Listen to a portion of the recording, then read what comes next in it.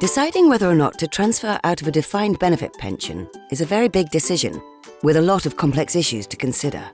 You could end up significantly worse off, so it's well worth paying to see a regulated financial advisor. In any case, the law says you have to take financial advice if you want to transfer, unless your transfer value is below £30,000. You'll need to see an expert with the right qualifications, called a pension transfer specialist. A financial advisor will look at your personal situation in detail. They'll think about your long-term needs as well as your shorter-term objectives, and they'll recommend the right solution for you personally. This might be to remain in the Sainsbury's pension scheme, or to transfer part or all of your benefits to another pension arrangement. Getting financial advice takes time.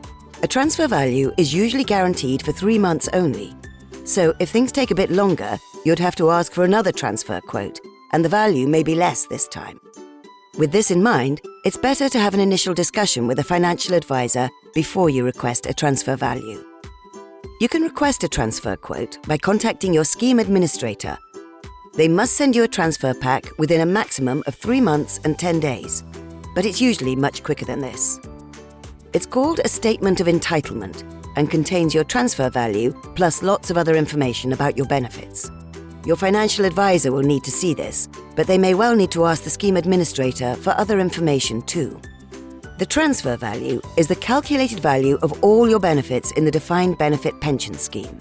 It's based on various assumptions, including future investment returns, current market conditions, inflation estimates, average life expectancy, and so on.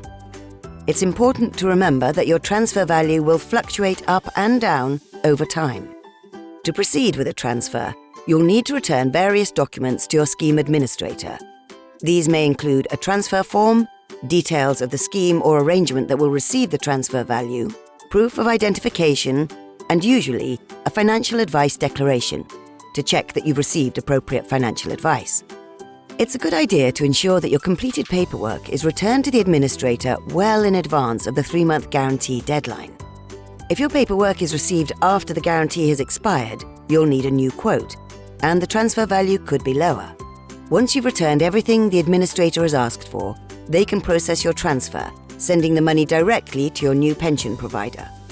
The trustees must make the transfer within 6 months of the guarantee deadline. So, all in all, the whole process could take up to 9 months to complete, although it's usually much quicker than that.